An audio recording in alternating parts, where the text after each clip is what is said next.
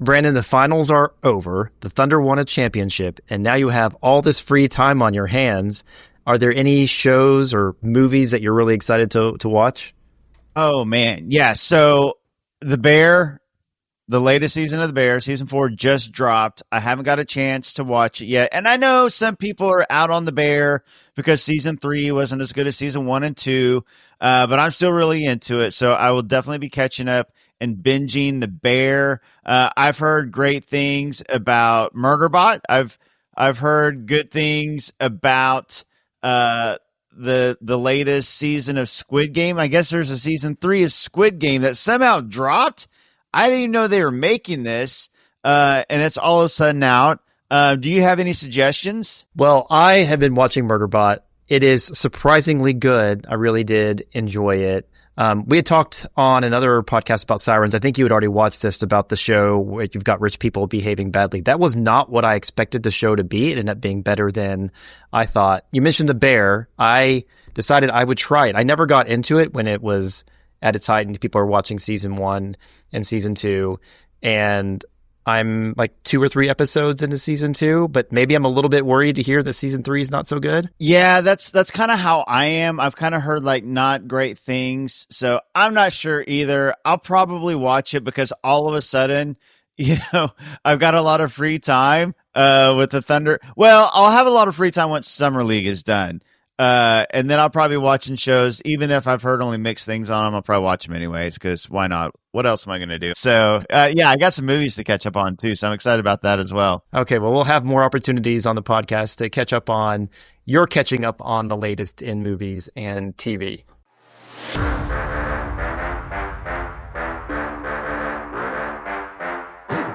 Welcome back to the Daily Thunder podcast. I'm John Napier, publisher of Daily Thunder, and I'll be your host today. Alongside me, as always, is Daily Thunder beat writer Brandon Rahbar. Brandon, how are you today? I am good. This has been such a fun week and a half for Thunder fans, between winning the championship parade, the NBA draft, drafting Thomas Sorber, the rookie press conference, the Sam Presti press conference, trading Dylan Jones. Let's see what else has happened. There's been other things. Oh, extending J-Will, extending AJ, the MVP signing long-term in OKC. All this has happened in a span of like 10 days. It's been a lot of fun, John. Yeah, it has been an action-packed week or so since the Thunder wrapped up their championship, had their parade. So many good things have happened. But let me ask you this. Is there any part of you that misses watching basketball? Are you glad for the break? Yeah, no, I'm such a hoops junkie, and you know this, John. Even though it's over and it's only been over for like 10, 11 days, I do miss it. I mean, I've been catching up on Thomas Sorber and Brooks Barnhizer and even Peyton Sanders shot highlights. So I'm still watching some basketball. I'm playing basketball. I've got a little bit more free time now to play basketball. So I'll be in the gym. Basketball is life, John. So yeah, even though it's over, it's never truly over. And we do have Summer League coming up, so there will be some actual basketball to watch soon enough. But let's start with the parade. So last time we talked, you were picking up your parade credentials. Give us your review of the championship parade. Well, I thought the whole thing was outstanding. First of all, I don't know if anybody out there still believes those fake troll tweets from Bleacher Report and House of Highlights and Barstool that said, not a lot of people showed up to the OKC parade. It was packed. It was crazy out there. No matter where you went, lined up 10, 15 deep across, even deeper than that in a lot of spots along the parade route. And then Scissortail Park, which is where I ended up going, was absolutely nuts. So many people came out. And then, the pre-celebration from the Aaron Wiggins speech was so good. It got all of the Thunder crowd and fan base fired up. And then, the ending speeches from Jay Wills, we the effing champs, and Mayor Holt proclaiming, every single player and executive and coach a day in Oklahoma City. I just thought the whole thing was so much fun. It was like a banner day, not only for the team and the organization, but for the entire state, really. Like it's a day that I think everybody that was either there or watched will really remember forever. Yeah, and I think the haters are going to hate, but unfortunately, I wasn't able to attend the parade in person. I watched it online. I watched all the clips. I've watched the Jay Will speech multiple times. I watched the Aaron Wiggins speech multiple times. Incredibly awesome, inspiring. And, let the haters hate. That was, as you said, a banner day for Oklahoma City. People did turn out. They're trying to draw these comparisons with metropolitan areas that have 10, 15 million people. That's not Oklahoma. It's not a fair comparison. Oklahoma City turned out, and the state as a whole turned out for the parade. And I don't think all those haters, as much as they want to try to take something away, they can't take it away. We have those moments. We're going to relive those moments and let the haters hate. Yeah, it will be a moment in Oklahoma history that everybody will remember. I mean, and regardless of whether or not this team wins another championship, next year, the next 10 years, or ever, there's only going to be one first championship parade, and one that, I don't think we'll ever be fired up the way that we were fired up after hearing Aaron Wiggins' speech and Jay Will's speech, and things like that photo of SGA with his arms outstretched on a championship bus in front of the memorial. That image of J-Dub lifting up the trophy in front of thousands and thousands of fans as he went under the Thunder flag that was waving. There's so many images that will be etched in Thunder fans' memories for the rest of their lives.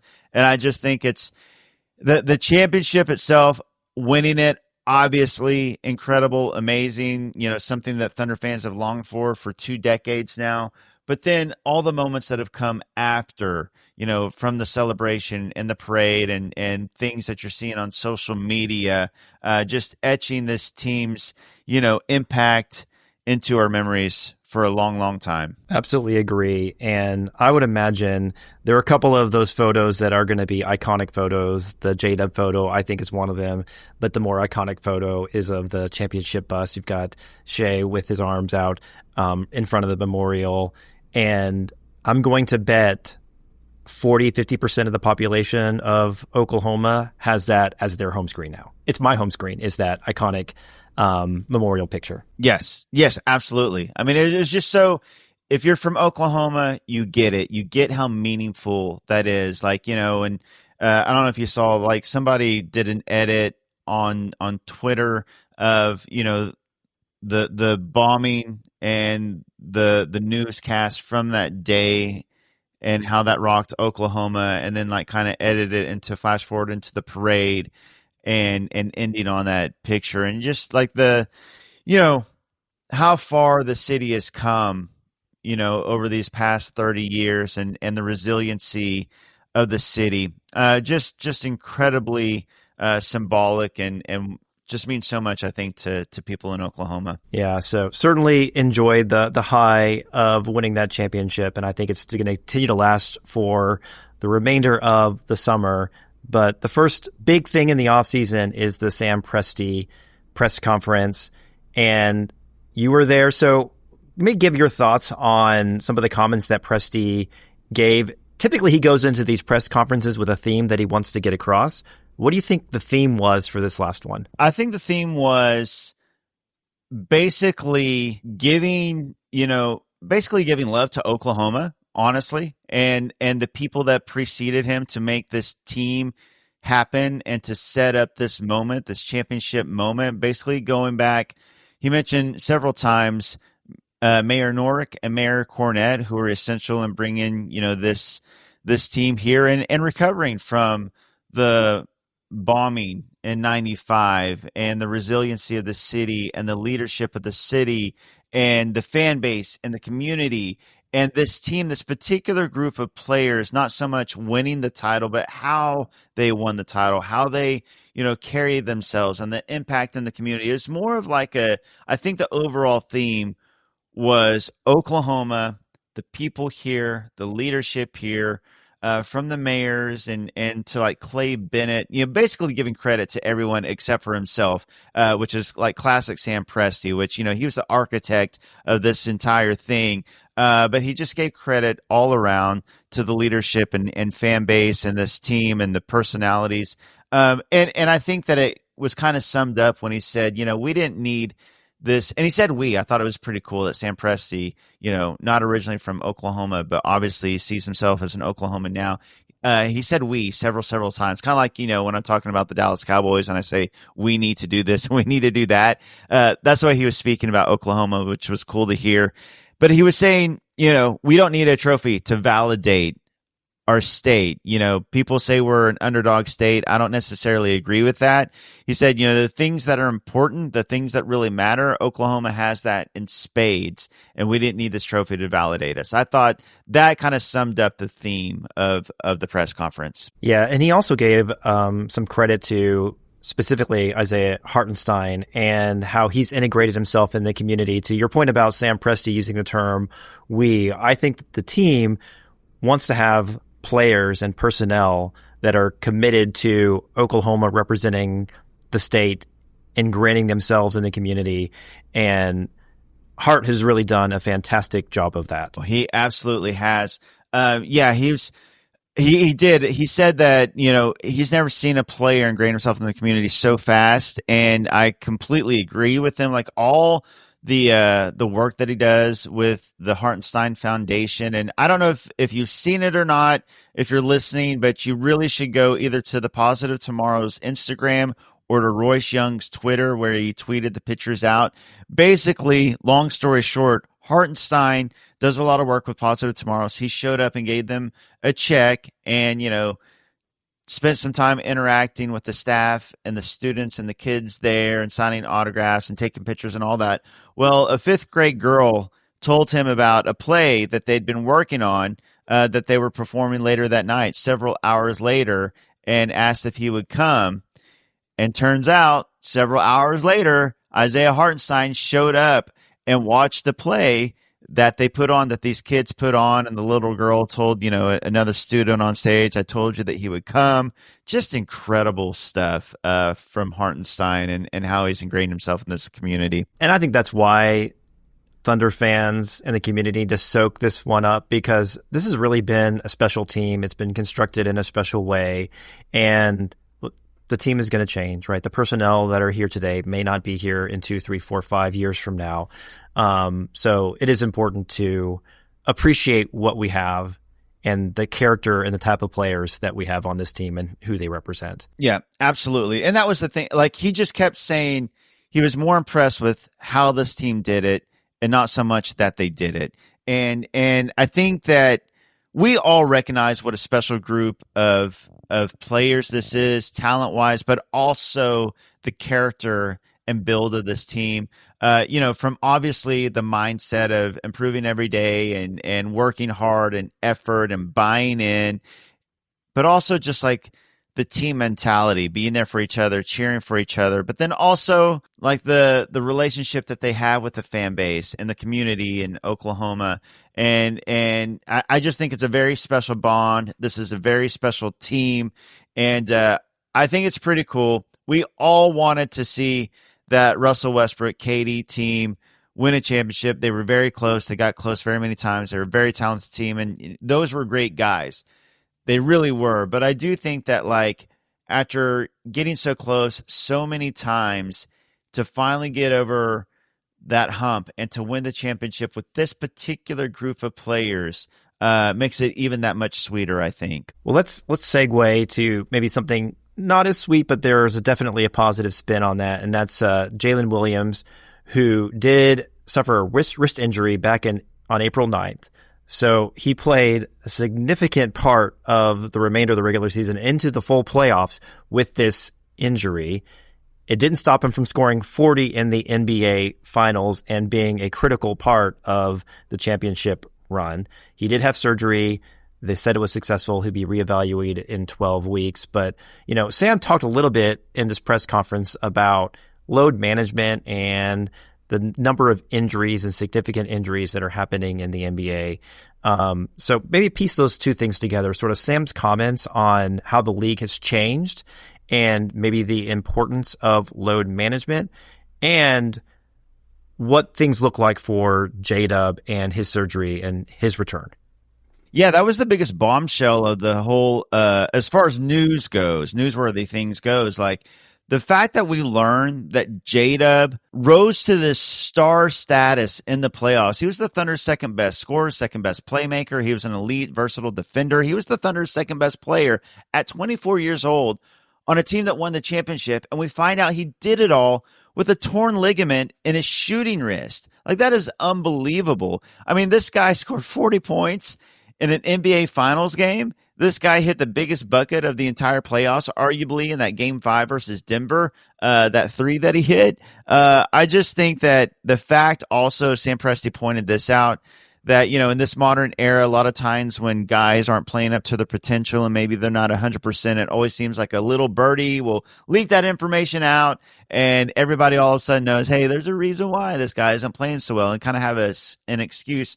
But you never heard a peep from J-Dub. As a matter of fact, he deflected any sort of excuse when asked about his wrist. Never heard anything from the organization. So credit to J-Dub for, one, playing as well as he did, and then two, also never using an excuse or saying anything about it. Unbelievable. He's already had the surgery. Supposed to be reevaluated in 12 weeks. Sam Presti says pretty common injury. He doesn't, he anticipates him being ready for training camp. I did think that Presti's comments as far as like management and like I asked him specifically about Achilles injuries and the uptick in those and maybe his thoughts on that and he kind of went into he thought it was a little embarrassing to blame players for basically playing through this and I thought his thoughts were really, really interesting as far as like load management and all those things goes in a good way. Like he was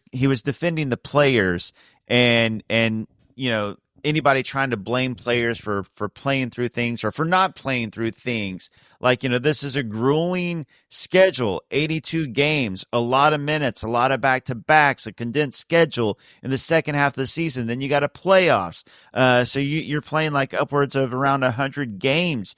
So I liked very much hearing his thoughts and kind of like getting the players' backs on this, because it is a grueling schedule and you're asking a lot of these players. And, if you play through the injury and you get hurt, you get blamed. If you don't play through the injury and you get blamed for not helping your team. And so I thought it was cool to hear him give his thoughts on that. Let's also talk about some of the other moves the Thunder have done this offseason. The highlight so far of the offseason is the trade of Dylan Jones to the Wizards for Colby Jones.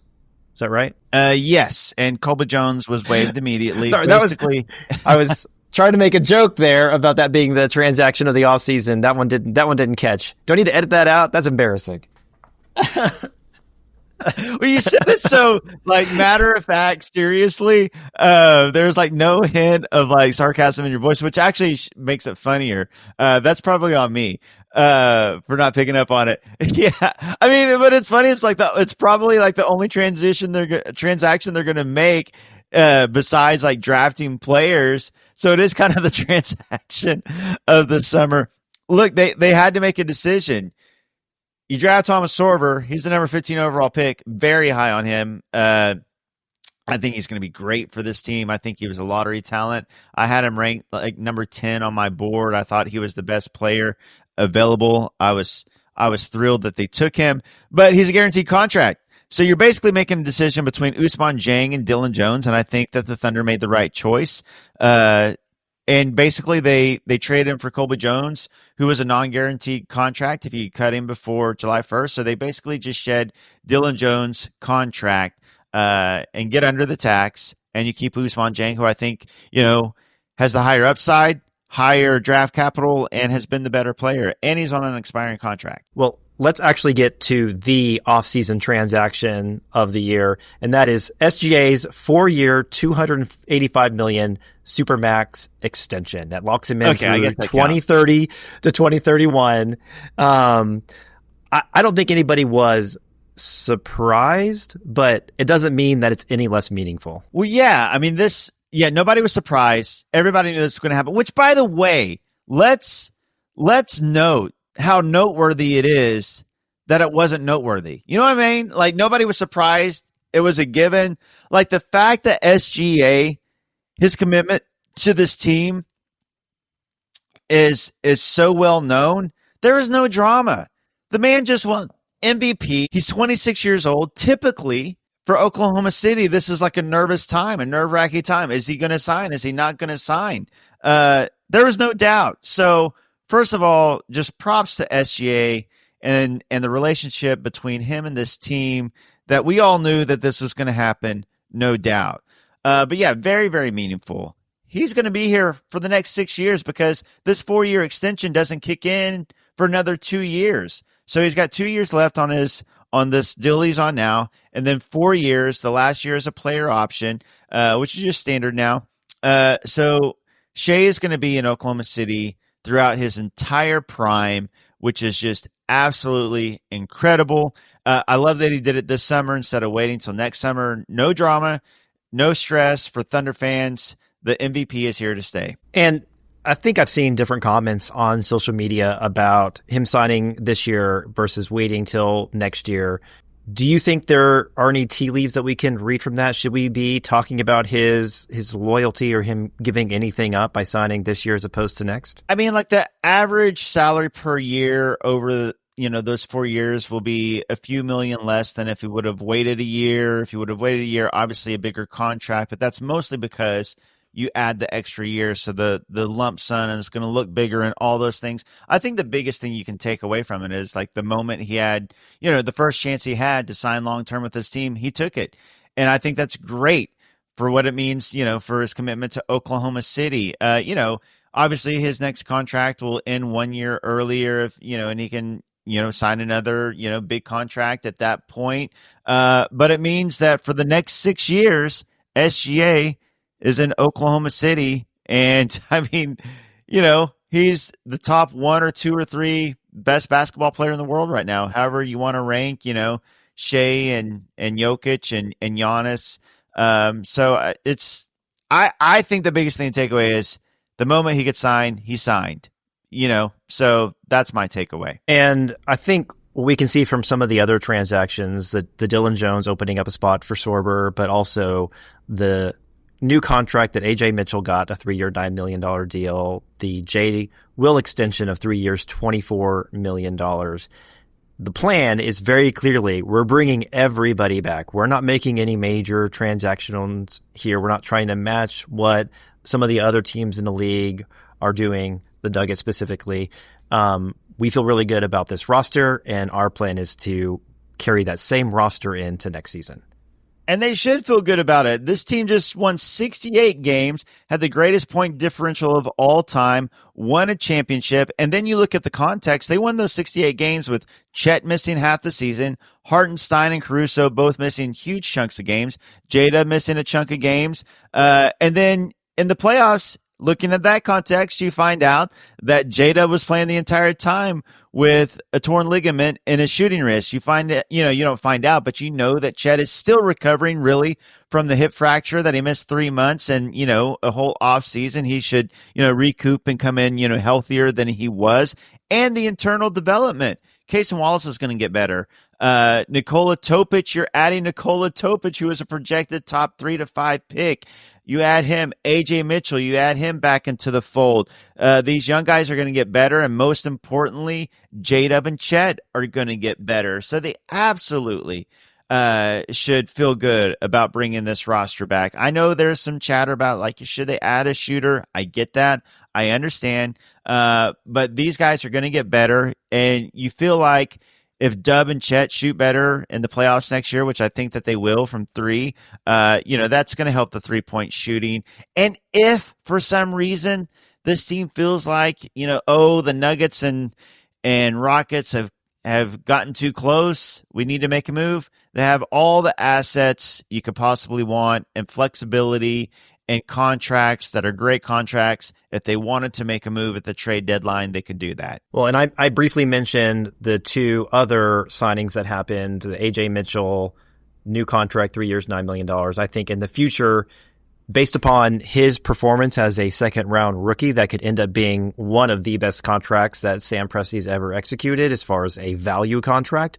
But also big shouts to Jay Will, the fan favorite, my personal favorite with a smile that can light up a room, him getting that 3-year, $24 billion extension, and how the team must view him as a critical part of this core. So great to see for Jay Will. He is absolutely fan favorite. You got to love Jay Will.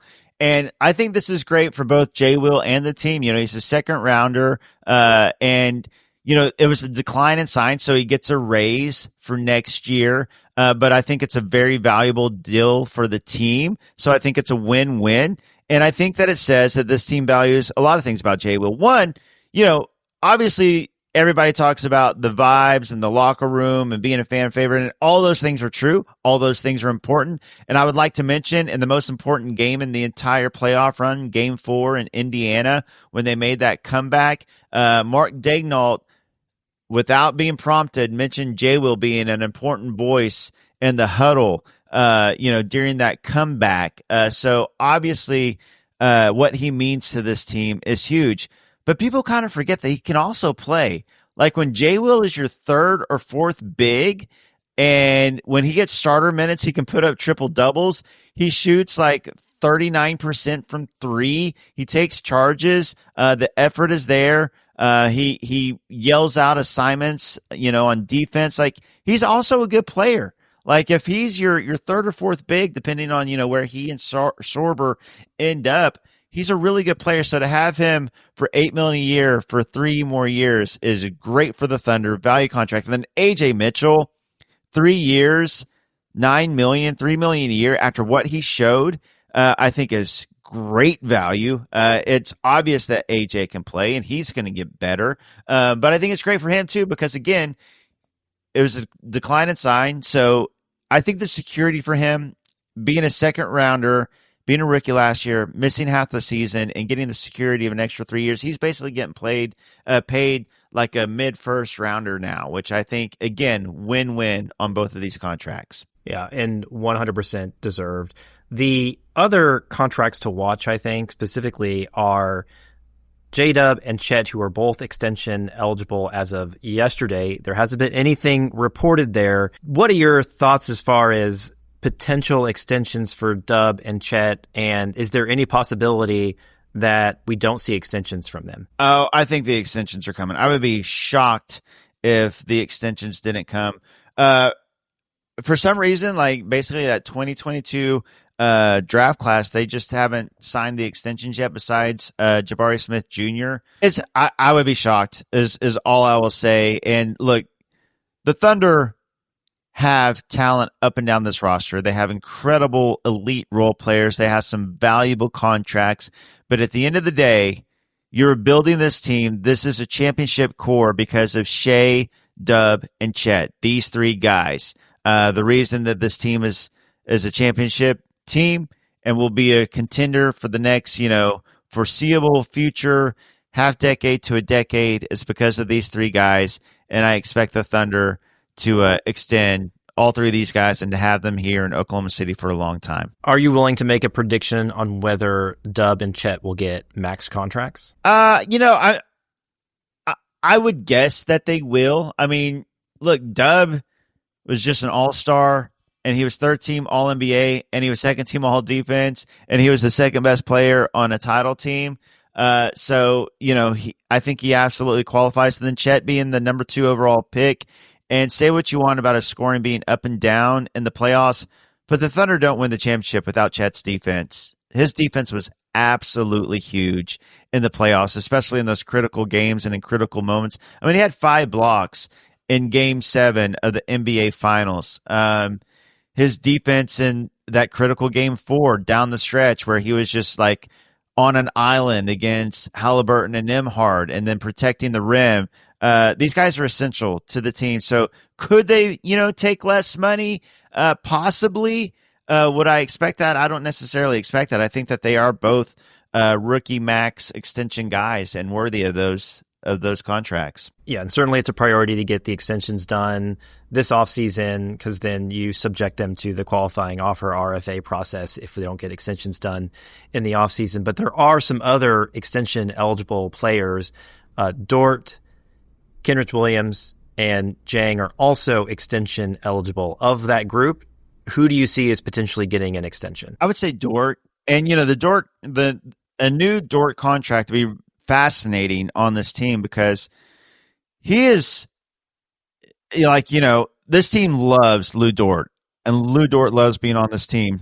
I mean, he and Shea have been here, they're the longest tenured on the team, and the relationship that those two have. And then what Dort means, I think it's very obvious now. Like if there were any Dort doubters left before this season, I think they're all gone. The man has basically shot 40% from three on high volume for 2 straight years, and then plays lockdown defense on the other end. He was, again, critical to this playoff run. Had that huge moonball shot, Game 7. Was it the Denver Game 5? Where he had that run of 3 threes that they don't win that game and maybe not that series without Lou Dort. I don't know what the numbers look like. The thing that makes it interesting is you also have Cason Wallace, you have Alex Caruso, and I don't know, does he deserve, a pay bump, the same sort of pay? I have no idea. I don't know. I'm not going to speculate, guess whatsoever on a Lou Dort extension, what those numbers look like, but I do know this. The organization absolutely values Lou Dort, and Lou Dort loves being here. Well, we can get more into the cap mechanics and what this may mean for the future of the team, but let's save those until we get some data on the Dub and Holmgren extensions and potentially maybe some other extensions along the way. I want to talk about the draft. We've already talked a little bit about Thomas Sorber, and you gave your grade of that pick. Also, a huge fan of that pick. I think he feels an absolute need to add some additional presence and potentially some future protections if there's any roster turnover. But the Thunder also had number 24. They traded that pick to the Kings for a 2027 top 16 protected picks. That was a Spurs pick in 2027. And then in the second round, added Brooks Barnhizer at pick number 44. Give us your grade of the Thunder's draft. I would give it an A. And, if you hear that and you think, that's just a homer take, I tweeted out right after the championship. I think it was, that day, the one day off, between the championship and the parade. I did a little Thunder draft big board, and Thomas Sorber was my number one guy on that big board. I think he filled the exact need that the Thunder have, which would be a possible down the road Isaiah Hartenstein replacement. I thought he was a top 10 talent in this draft. He is 6'10", but he has a 7'6" wingspan. He's a great rim protector. He's a very, very good defender. He can finish scoring wise in the paint really well. Not much of an outside shooter, but he's a solid free throw shooter. So there's a little bit of hope for being an outside shooter. Plus the fact he would actually take 3-pointers, and he's a pretty solid mid-range shooter. The thing that really pops the most about him and why he could be a possible Hartenstein replacement is not only the defense, but the playmaking. Very, very good passer for a big. He's also very young, high basketball IQ, high feel for the game. So I think he was an absolute home run pick. And then kicking the count down the road, also predicted this. I think we all expected the Thunder to trade away that 24 pick or combine 15 and 24 to move up a little bit. But the guy I would have suggested to move up for either would have been Sorber or Cedric Howard. So they got one of those guys anyways. They were never going to take 2 first-round rookies and guaranteed contracts. They already had a full roster and had to make a trade to get Dylan Jones' contract off the team to get Sorber on.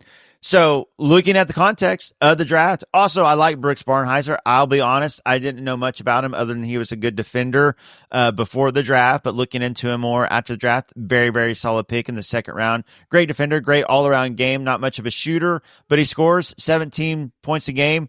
Gets 9 rebounds a game as basically a 6'6" wing. He also has a great long wingspan. I think a 6'11" wingspan for a 6'6" player. Also a really nice playmaker. He just kind of stuffs the stat sheets. He's just not much of a shooter. So looking at it as a whole, considering where they were, considering this was a 68 win team that won the championship and they got like a lottery talent, that's pretty rare. And then like a guy that could, show some upside as a role player in round 2. I think that's an A draft. And I think one of the big questions will be what we see in Summer League, but I think Presti said that Sorber will not be playing in Summer League, but we will see Topic. Is that right?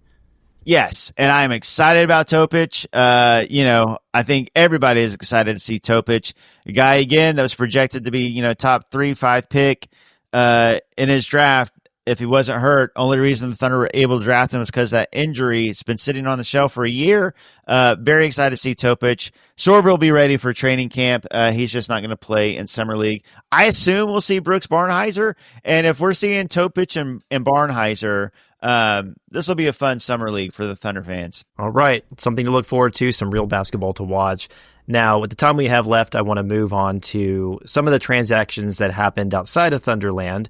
And it's been talked about a lot on social media, on Reddit or whatever, but the West just keeps getting better. So the Mavs, who fell into getting Cooper Flag, are going to be much better next year. They have, I think, a pretty well-constructed roster despite Nico. The Nuggets keep making moves, and I think all of their moves are really, really solid moves to make them better. The Rockets added Kevin Durant, and the Rockets have been adding to their roster as well. The Lakers are the Lakers. I think they're trying to find a big.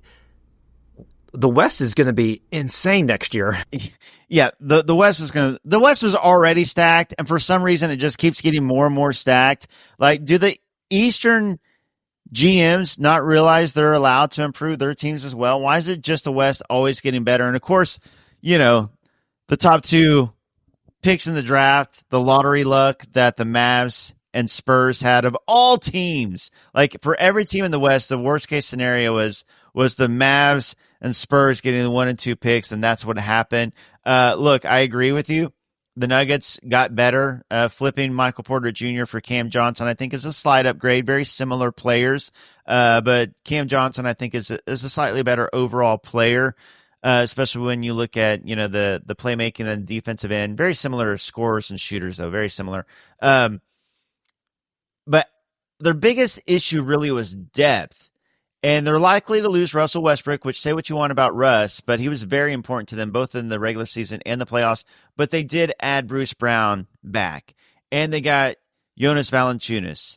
And they got Tim Hardaway Jr. And yeah, some of those guys are older. They're not what they were before, but they are serious upgrades on the bench players that the Nuggets were playing. So they're better. And then of course the Rockets were the 2 seed, and they flip out Jalen Green and Dylan Brooks for Kevin Durant and Dorian Finney-Smith. So they get better for sure. And then they have young guys as well. So in terms of development, those guys should be getting better. And I agree with you. The Mavs, like, looking into Cooper Flag after all that, once they get Kyrie back, if he's, somewhat healthy when he comes back, they're going to be a threat. And they're a team that, is probably going to hover around the play-in area for most of the season just because they won't have Kyrie. But they added D'Angelo Russell and Cooper Flag to Anthony Davis and Derek Lively and PJ Washington.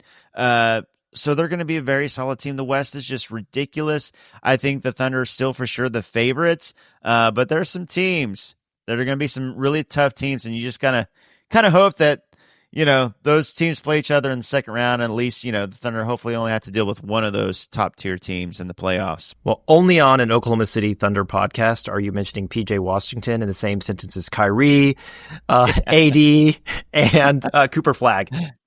Yeah, it's true. It's true. You mentioned Nico. The fact that he's saying, like, I think the fans are finally seeing the vision now. Come on, man. Like, The vision was your to luck vision, into the number one pick. Yeah. right. The vision was to get into the play in. Your players get hurt, so you lose the final play in game, and you have 1.8% odds of landing like a generational prospect and actually getting him. Come on, man. The fact that they are, now a team that you got to worry about once they're fully healthy after that whole mess is just wild. And then, the Spurs, adding Dylan Harper to their core, and obviously Wemby's going to take a leap. And they might still be in the running to add somebody. So the West is just going to be absolutely ridiculous. And I think the transaction of the offseason for the league as a whole, or the one that dropped the most jaws, was what the Bucks did, where they waived Damian Lillard, stretched his contract over 5 years, and then signed Miles Turner. What were your thoughts on that? Man, crazy to me. Look, I get it. You want to keep Giannis, and you want to keep him happy, and you want to put some good players around him. And actually, Miles Turner is a really good fit for Giannis because he's a stretch big that can also defend the rim. He's a really good player. Obviously, Thunder fans know that. So I get wanting to do what you can to improve the roster and what you feel like is going to be a down year. You want to take advantage of the few prime years that Giannis has left and capitalize on that. I get it. And Dame, they kind of looked at it as like, this is going to be a lost year. So they got creative and found a way to add an impact player, Miles Turner. And I get it. Also, it should be said, the East is going to be wide open next year. The Knicks will be good. The Cavs will be good. But with, Tatum and Halliburton out, a couple of the contenders, are down. So I get going for it. But man, is Giannis and Miles Turner and Kyle Kuzma, is that going to be enough? And now you have $22.5 million of dead cap space on your salary cap for 5 years. It is just hard to see a way that they can, capitalize and put a championship team around Giannis with that much dead money. I mean, they basically have an Alex Caruso-sized, hole salary cap-wise, a little bit more on their sheet for 5 years, but you don't have Alex Caruso playing. Like, if you think about it that way, and that's just going to be tough to construct a contender. So I get it, but man, that is a hard pill to swallow, and it's going to put them in a rough position going forward. Well, and I may be oversimplifying it, but to me, the way I was thinking about it is they're basically paying Miles Turner $48 million a year. Yes, that's another. Yes, exactly. Which is, Miles Turner is a nice player.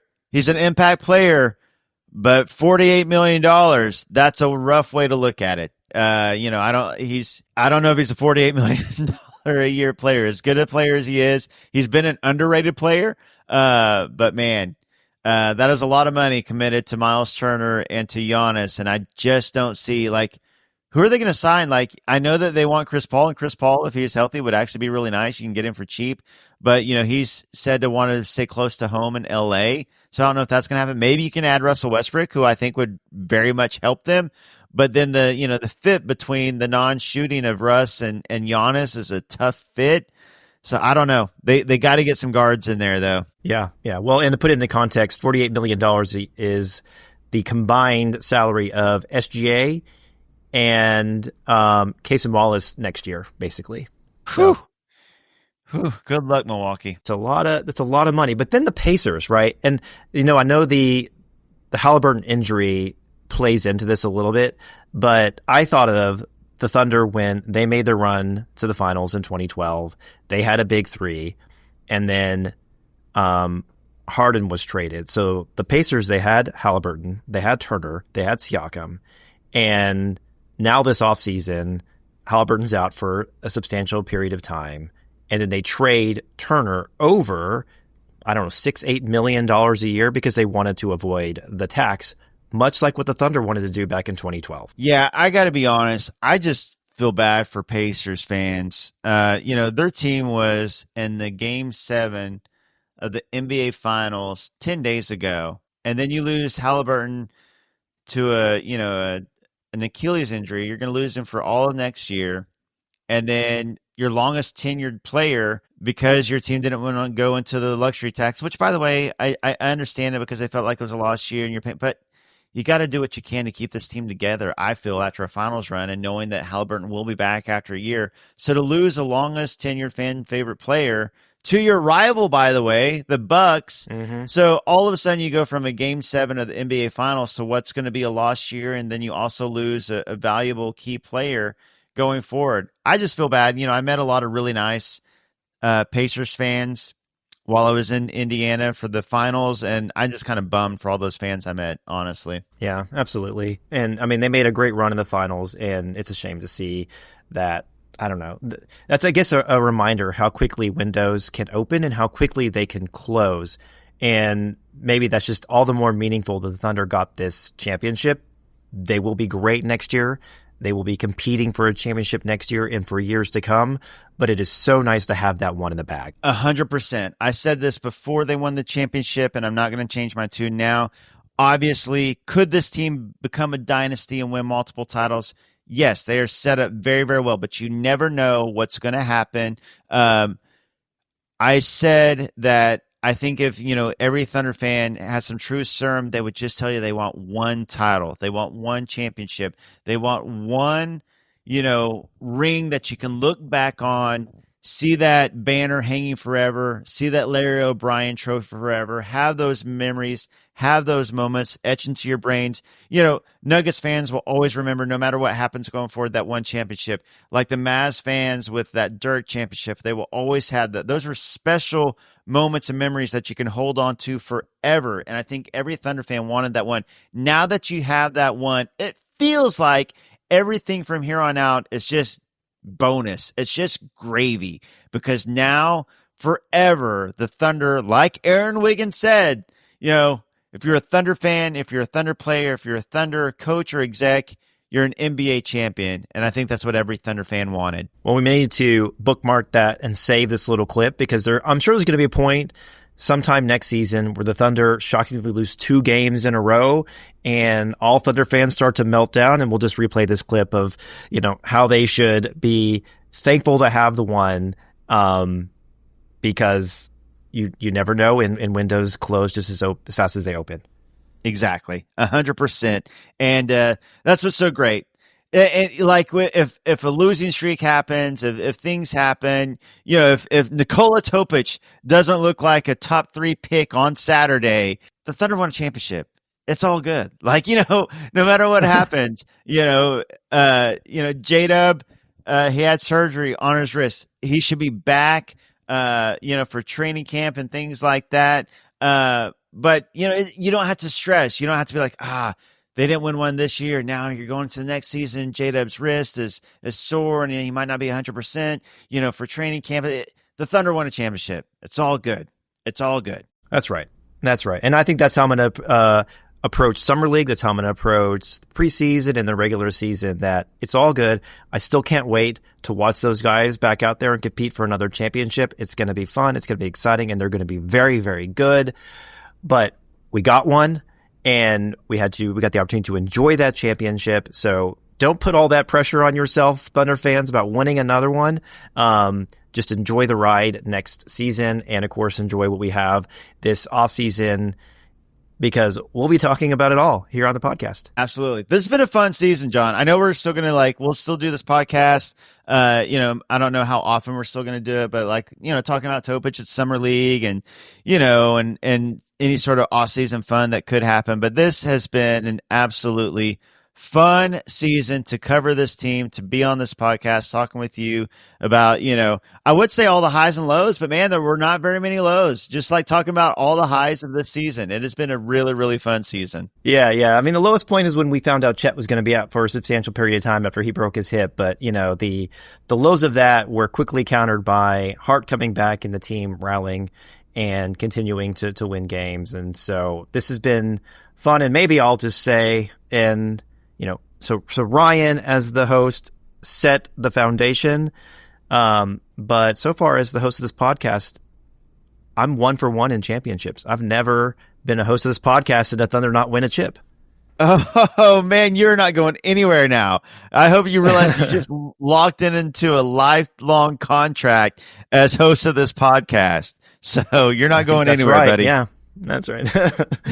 Well, yeah, also a pleasure, Brandon. Thanks for breaking down some of the offseason in this last week, which was incredibly fun, and I'm sure there is more to come. And we will be breaking down Topic in Summer League and hopefully some really great transactions in the future where we re-sign J-Dub and re-sign Chet. But that's all the time we have for today. Thanks for tuning in to the Daily Thunder podcast. I'm John Napier, host of the podcast, and he's Brandon Rahbar, Daily Thunder beat writer. If you enjoyed the show, please make sure to subscribe to the Daily Thunder podcast on your favorite podcast app so you don't miss any future episodes. And if you like what you hear, do us a favor. Please leave us a rating and review wherever you get your podcasts, and we'll be back in your feed soon.